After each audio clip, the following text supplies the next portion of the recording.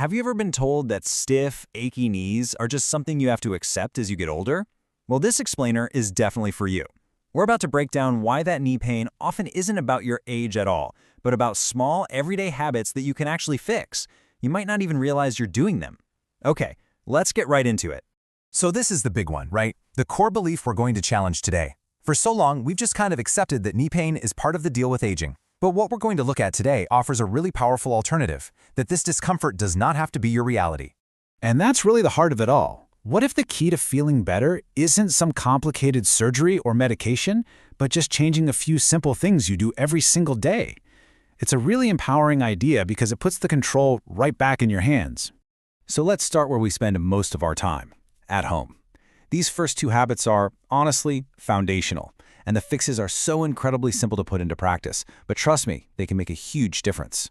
First up is something tons of us do without even a second thought, shuffling around the house in those comfy, floppy slippers. But what feels so harmless could actually be a major source of strain on your knees. Here's the deal. Hard floors like wood or tile have zero give, so when you're wearing flimsy, flat slippers, every single step sends a little shockwave right up your leg. And guess what takes the hit? Your knee joint. The fix is so simple. Just start thinking of them as house shoes instead of slippers. Get a dedicated indoor pair with some real structure and arch support to absorb that shock for you. Okay, this next one is going to sound a little backward. When our knees hurt, our first instinct is to sit down, put our feet up, and rest. But staying still for too long can actually make the whole problem worse.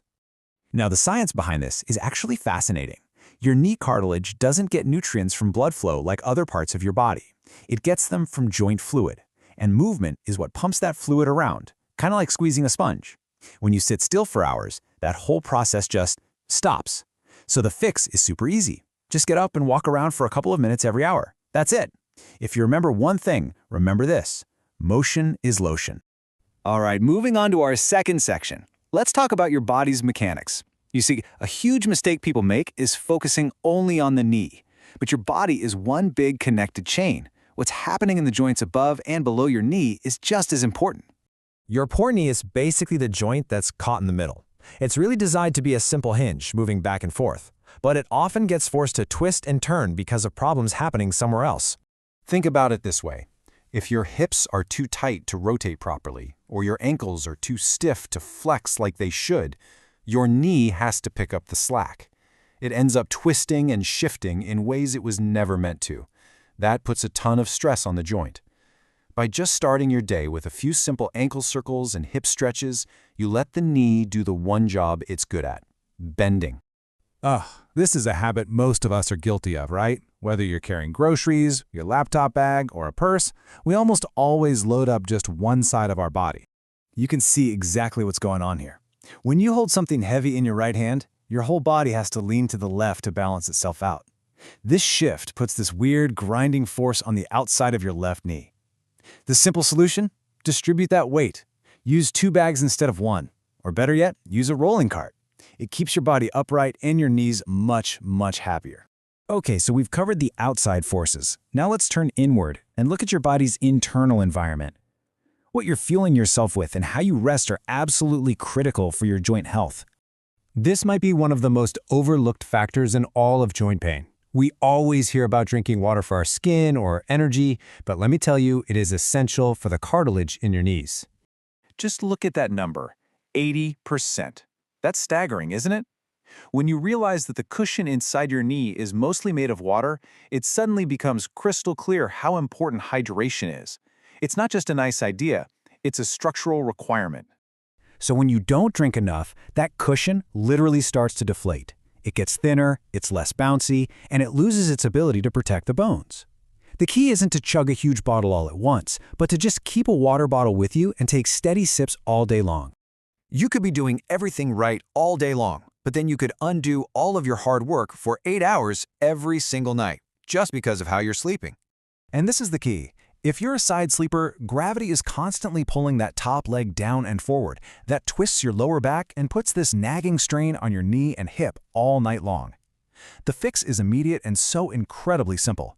Just stick a pillow between your knees. That's it. It provides just enough support to keep your hips, knees, and ankles all lined up. Okay, we've gone through 6 physical habits. But there's one last habit that is more damaging than all of the others put together. And here it is. It's not a physical action, it's a mental one.